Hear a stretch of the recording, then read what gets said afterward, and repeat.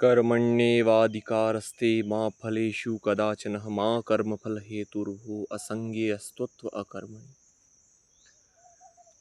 भगवान कृष्ण गीता के कर्मयोग में कहते हैं कि तुम्हारा कर्म करने में अधिकार है, फल में नहीं। अतः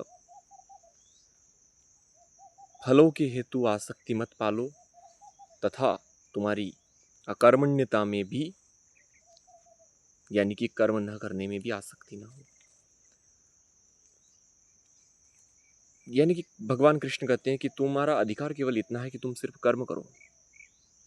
क्रिया जो वर्तमान में घटित हो रही है तुम्हारी देह के द्वारा, इंद्रियों के द्वारा, प्राण के द्वारा, अंतःकरण के द्वारा, जो तुम वर्तमान में घटित हो रही है, बस यही तुम्हारा वास्तविक नियंत्रण है। और जो तुम उस क्रिया के द्वारा होने वाले एक अपेक्षित परिणाम की जो चिंता कर रहे हो, वो तुम्हारा पूर्णतः नियंत्रण से बाहर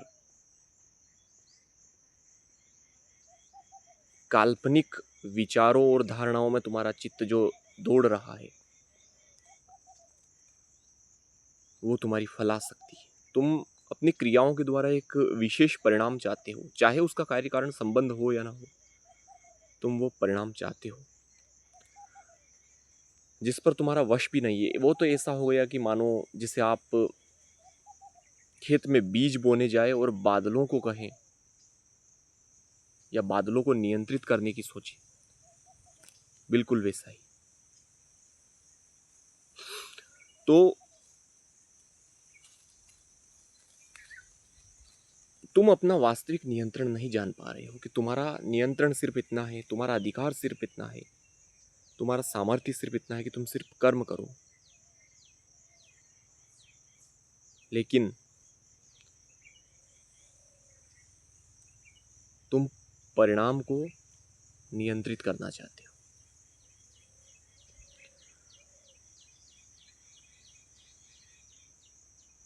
तो हम इसी विषय में चर्चा करेंगे कि किस प्रकार परिणाम पे हमारा नियंत्रण नहीं है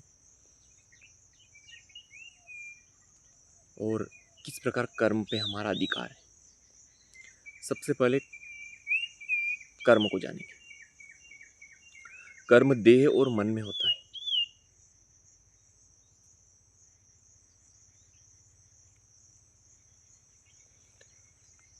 देह के द्वारा, मन के द्वारा, प्राण के द्वारा या अंतःकरण के द्वारा जो चेष्टा हो रही है वह कर्म है, और उससे एक अपेक्षित परिणाम जो हम चाहते हैं वह फल है।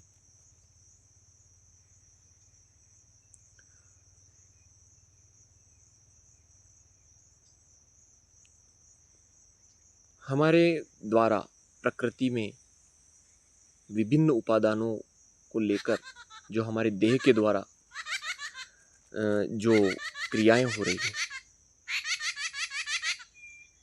हम उससे एक अपेक्षित परिणाम चाहते हैं। जैसे हमने एक बीज बोया जमीन में और हम चाहते हैं कि ये बहुत फल दे, लेकिन फल सिर्फ हमारे कर्म पर निर्भर नहीं करता, वह निर्भर करता है काल पर, प्रकृति पर,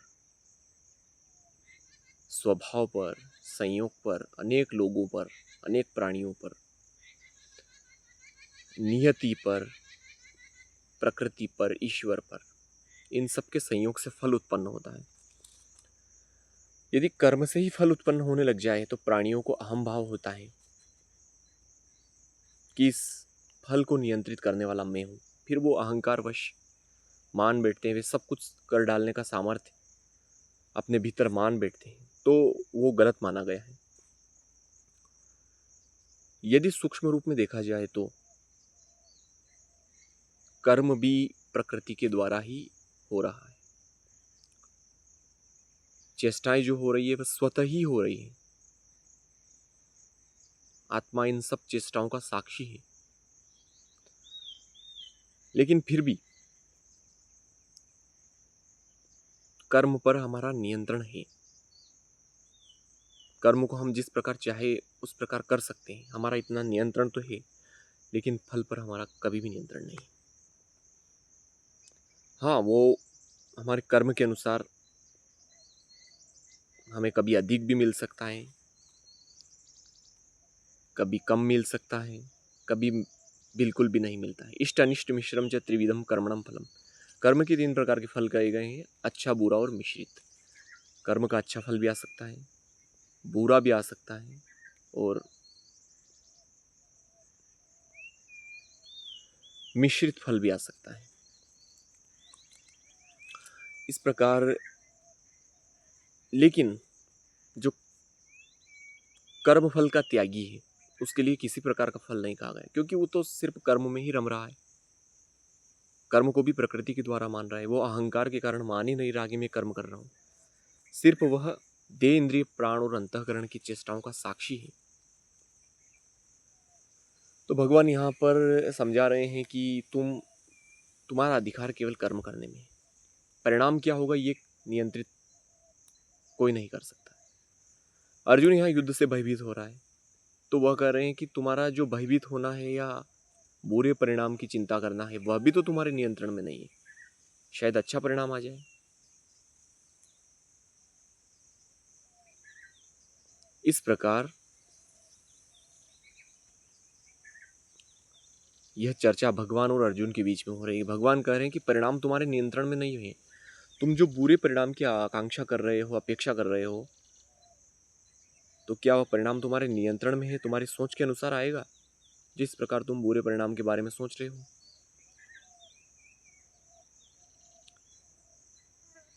इस प्रकार चर्चाएं हो रही हैं। फिर कर्म के विभिन्न स्वरूपों, विभिन्न प्रकार के त्यागों का भी भगवान ने वर्णन किया है, जैसे कि कर्म का राजस त्याग या कर्म का तामस त्याग, कर्म का सात्विक त्याग, कर्म के दोषों पर चिंतन। तो हम संक्षिप्त रूप में इतना समझेंगे कि कर्म का जो तामस त्याग होता है, कोई अज्ञानवश या मोहवश कर्मों का त्याग करता है तो वह कर्म का तामस त्याग कहलाता है। कोई दुख के कारण, शारीरिक कष्ट के कारण कर्म का त्याग करता है तो वह कर्म का राजस त्याग कहलाता है। लेकिन जो सच्चा त्याग है, सात्विक त्याग है, वह कर्म फल का ही त्याग है, क्योंकि कर्म का त्याग हो ही नहीं सकता। कर्म स्वाभाविक रूप से घटित हो रहा है।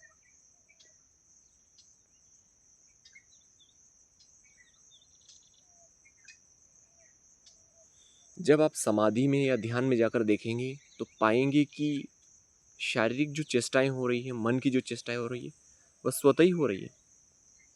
उस पर हमारा कोई नियंत्रण नहीं है, कोई कंट्रोल नहीं है। वे अनात्म वस्तुएं हैं, वे स्वतः ही घटित हो रही है।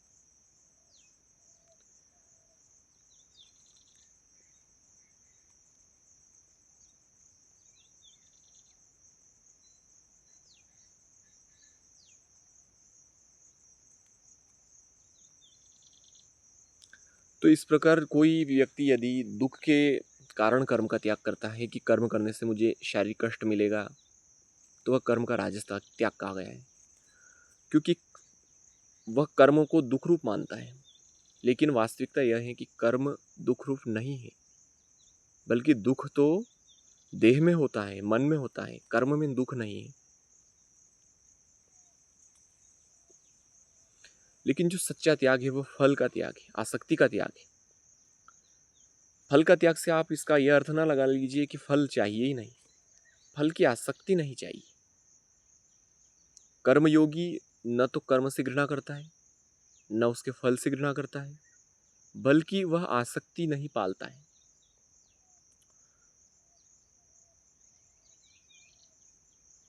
फल उससे स्वीकार है, लेकिन वह आसक्ति नहीं पालता है।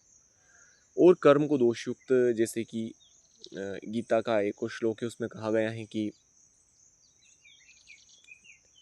सहजम कर्म कौन्तेयम सदोषमपि न त्यज्येतम सर्वारंभेण ही दोषेणम धूमेना अग्निर्वावृता।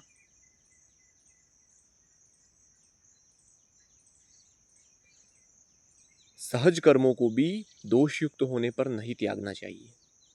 हमें हमारी ड्यूटीज,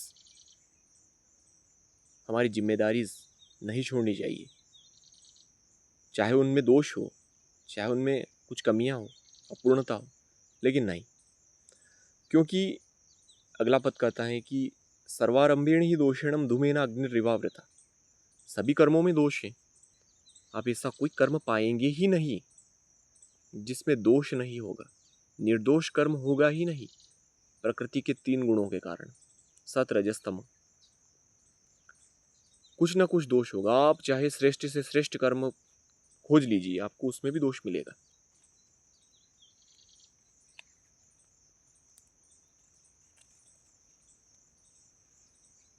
पूर्णतावाद जो है वह मानवों को बर्बाद कर रहा है।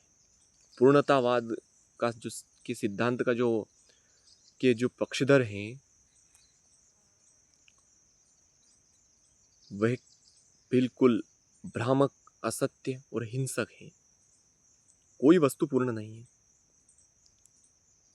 आप कौन सा भी कर्म करेंगे उसमें दोष होगा ही होगा। आप किसी भी प्रकार का कर्म ले लीजिए, चाहे आप खेती करें, आप सेना में भर्ती हो जाएं, आप कोई पदवी प्राप्त कर लें नेता की, या आप डॉक्टर बन जाएं, कलेक्टर बन जाएं, आप चाहे यूट्यूबर बन जाएं, आप चाहे शेयर बाजार के निवेशक बन जाएं, आप चाहे ब्राह्मण बन जाएं, क्षत्रिय बन जाएं, कुछ भी बन जाएं, आप चाहे व्यापारी बन जाएं, लेकिन आप अपने कर्मों में दोष पाएंगे ही पाएंगे। कुछ ना कुछ दोष से वह लिप्त होगा। जैसे कि अग्नि धुएं से आवृत है, उसी प्रकार सभी कर्म किसी न किसी दोष से आवृत है। तो भगवान यहाँ पे यही कहते हैं, यदि आप उदाहरण के तौर पे आप शुद्ध से शुद्ध कर्म ले लीजिए, आप यदि संन्यास भी ले लें तो आप उसमें भी दोष पाएंगे। कुछ ऐसे दोष उसमें भी मिलेंगे, लेकिन दोषों के कारण जो कर्म का त्याग करे वह उचित नहीं। दोषों के कारण यदि कोई कर्म का त्याग करेगा तो वह भी कर्म का सात्विक त्याग नहीं है, वह भी कर्म का तामसिक त्याग है, क्योंकि वह मोह के कारण कर्म का त्याग कर रहा है। वह निर्दोष कर्म चाहता है, लेकिन निर्दोष कर्म या निर्दोष ड्यूटी तो है ही नहीं ना।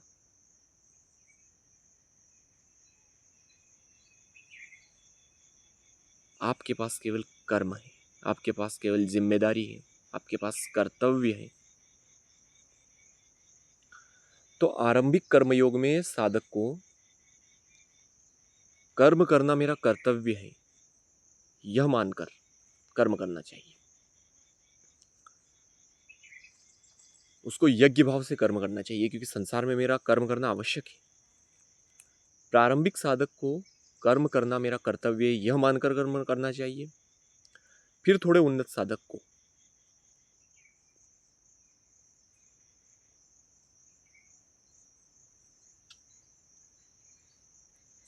यज्ञ के निमित्त यानी प्रकृति के संतुलन के निमित्त कर्म करना चाहिए।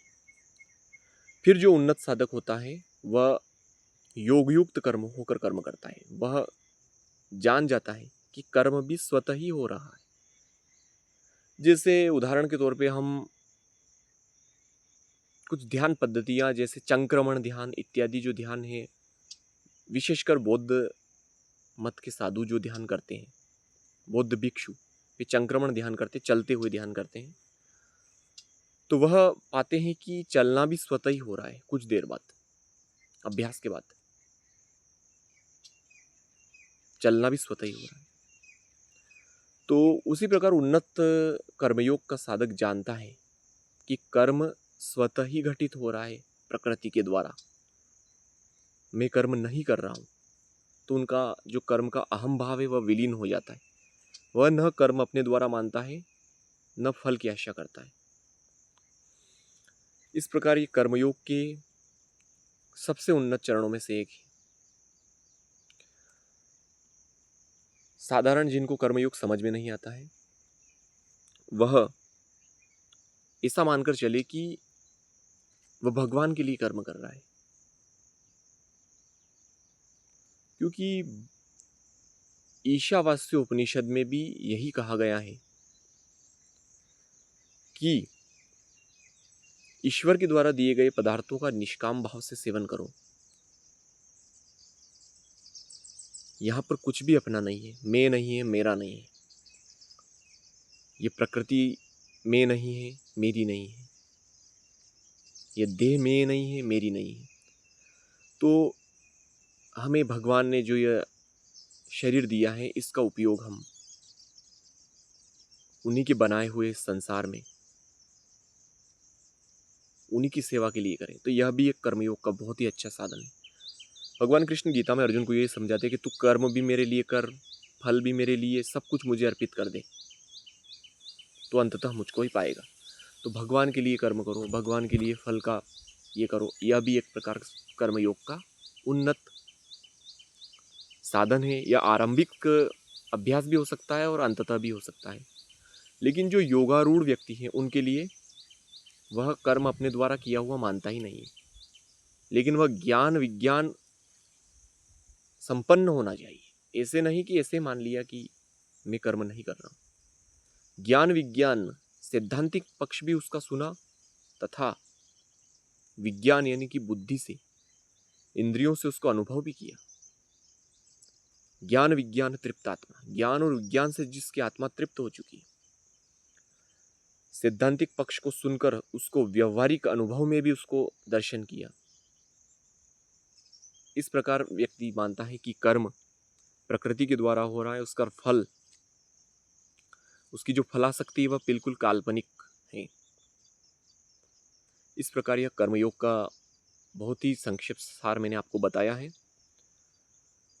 और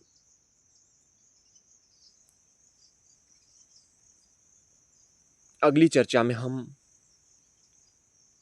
कर्मयोग के विषय में कुछ और बातें करेंगे। यदि आपको ये चर्चा पसंद आई तो आप मुझे बताएं, क्योंकि अब हम गीता के ही सत्रों पर विशेष करके चर्चा करेंगे।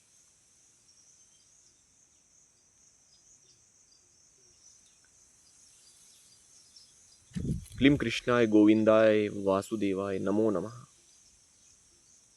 कृष्ण वंदे जगद्गुरु।